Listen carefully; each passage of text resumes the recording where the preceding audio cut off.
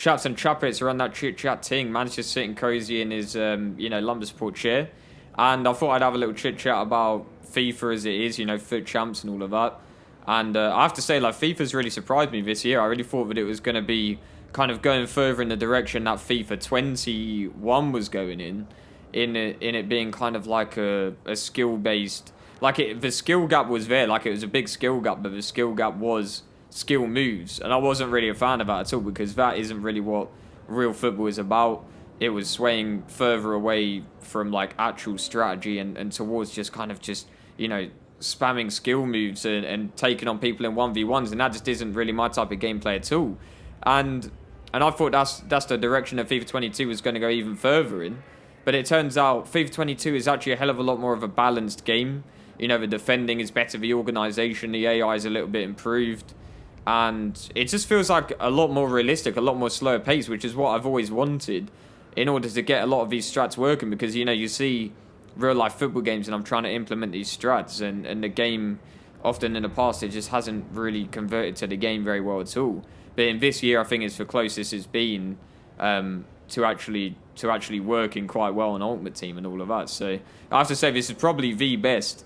Like, EA have actually kind of knocked it out of the park. I have to say this is probably the best FIFA since FIFA 17. And FIFA 17 for me was the peak just because it was the first year of FUT Champs. Like, it was sweaty, man. I just remember being sat on the mic, the boy beat Backhouse, Run MK Man, Geezy Genius. And everyone just, like, raging down the mic. Like, everyone just getting absolutely mad, salty, FUT Champs soul. And it was just a hell of a time. Like, we were all just getting, it's just like crazy adrenaline, really, of like the first ever time. You have to think the first ever FUT Champs, it was 40 games, I think, until they updated it at a later point. It was literally 40 games over the course of 2 days, literally Saturday, Sunday. And at the time, you have to bear in mind, it was also the first time where you could ever kind of get good rewards. Like, this is the first time you ever getting, like, these Team of the Weeks consistently, like, getting a lot of coins in the door. Before then, people were buying coins and stuff like that, and all of a sudden, the best way of getting coins is actually just to do well in FUT Champs. So yeah, fast forward to this year, FIFA 22, we're looking to do the most. We're in the road to glory, Lego pads and all of that. And, we've got the universe set up. But I have to say, like, I've just been looking at the FUT Champs rewards, and I'm looking at the kind of whole format of the qualification and FUT Champs and all of that. And also the way the competitive has kind of gone. And I've only just realised, like, I went on EA's site and saw the whole kind of breakdown on the competitive scene. And it turns out the competitive scene has completely gone over to PS5. Because I was wondering why every single player that I was looking at, all the pro players, are all of a sudden on PS5. And I was like, hang on, like, fair enough, it's like the more popular console, I get that. But, like, why is everyone on there? Like, I remember some of these guys were on Xbox. And then I realised the competitive scene is literally exclusive on PS5. All the tournaments are going to be on PS5. Like all of, I've had a look at some of the money for some of these tournaments. They're not looking the best anyway. But it's just kind of a shame that PlayStation 5 is literally the exclusive for all the tourneys. Yeah, I literally just cut my mic. It's probably because I don't have a PS5. But yeah, so it looks like PlayStation 5 is where all the tournaments are going to be. But they're not really getting the rags anyway. But it's kind of strange because they've completely altered the whole competitive aspect of the game. And I think now, to qualify for these tournaments, you have to do really well in this new elite division. And it's kind of like an ELO system like Rocket League has got. And, you qualify through that. But it's kind of like, on Xbox, as far as I'm aware, you go on the elite division, you get up the ELO and all of that. And it's like, you kind of just reach the edge of a planet type thing. Like, I don't know if there's anything to actually get out of it beyond that. If you're on Xbox as opposed to being on PlayStation. I'm not really too sure what's going on there. But, yeah, it's kind of peak. And yeah, so with FUT Champs and all of that, it's a little bit different. So FUT Champions, completely different thing. In the past, it's been that FUT Champions has been, well, ages ago it was 40 games, then it went down to 30. And now what they're doing is you have 9 games to qualify, where you have to win at least 5 out of the 9. And then if you win 5 out of the 9, you qualify for the actual main tournament, which is on the weekends, Friday to Sunday. And then through that Friday to Sunday FUT Champions main tournament, you have 20 games, and there's obviously different rewards based on how many of those 20 games you win.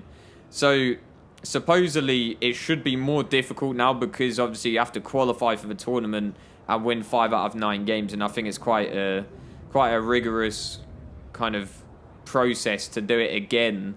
If you fail the first time to get qualified, you're going to have to kind of grind up all of these points again, or like all over again on Div Rivals, up to 1,500, and then re-qualify. So that is a little bit annoying, to be fair. I imagine if you don't qualify, that is going to be really annoying, and a massive grind.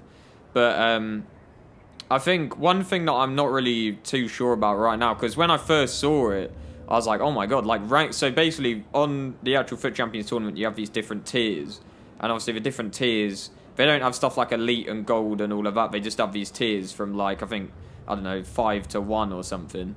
And the main one I think is going to be tier 3, which is you have to win 8 out of 20 games. And if you win 8 out of the 20 in the actual main FUT Champions tournament, then you're going to get a Team of the Week pack and like 30k. But in the past, the Team of the Week pack has always been reserved for quite a good placement. You had to get at least Elite 3, which was, I think, what was it, 23 wins out of 30 games? So it's like it's a really difficult thing to get. Or was it 20 wins? I think, was it Gold 1 that was 20 wins and Elite 3? I'm getting mixed up. I'm pretty sure it's 23 wins out of 30 for Elite usually. But now it's 8 wins out of 20 games. And I was thinking, maybe the tournament's a little bit harder and all of that. But realistically, when you actually think of it, 5 games out of 9 to win to qualify, right? And there was a lot of people giving away 3 wins once they got those 5 games won. I feel like if I had to kind of estimate who's going to be in FUT Champions, I feel like it's going to be a similar tier of player anyway, because I feel like the majority of the games that you play to get these good rankings and stuff are going to be, past winning the first 5 games, you're going to play against like gold 3s and stuff at least. I feel like silver 1 and gold 3 and upwards. So I feel like gold 3s should be qualifying for this tournament. So I don't feel like it's going to be that different in terms of standard, but I could be wrong, I don't know. But I feel like it's definitely going to be harder, but I don't feel like it's going to be like crazy in terms of difficulty level by comparison. So 8 out of 20 wins, I was looking at it initially like, oh, this is actually kind of banging. Like, you only have to win 8 to get a Team of the Week pack. But then, when you really think about it, I don't really think it's a good thing that basically, I think majority of players are going to be getting tier 3. And that isn't a good thing, because all of a sudden, now everyone's going to be getting Team of the Weeks. The market could be flooded with Team of the Weeks. And I'd assume the value of these Team of the Week players is going to go down. So it's kind of like, by everyone having it, it's just kind of depreciating the value of it, and it's kind of just killing it. Like, I don't know, like, as well as that, I don't really feel like there's actually much motivation to go past 8 wins. It's like, as soon as you get those 8 wins, it's kind of like, what is the point? Because I think tier 2, you're only getting like 30k more in like an extra pack, but it's not a Team of the Week pack. They don't have top 200 anymore, so there's no top 200 like rewards. They don't have the ultimate Team of the Week pack where you have more Team of the Weeks. The only other one that's actually worth going for is tier 1, which is I think 16 wins out of 20, which is going to be pretty difficult. And for that you get an extra Team of the Week pack. But I don't know, I don't really like that feeling. It's turning into, I haven't seen anyone kind of voice this kind of opinion on Twitter or anything like that. Everyone seems to love it. But it's turning into, I think, a bit of a kind of like participation type tournament, where it's like, you get your 8 wins and that's it. Like, well done, you've done it. You get a Team of the Week pack and that's it. And FUT Champs for me, as stressful as it's always been, I've always felt that adrenaline and like that kind of feeling of, I want to try and do better in this tournament. Like, yeah, it's really sweaty, and yeah, I'm getting some fluky losses and stuff like that, and it's really stressful.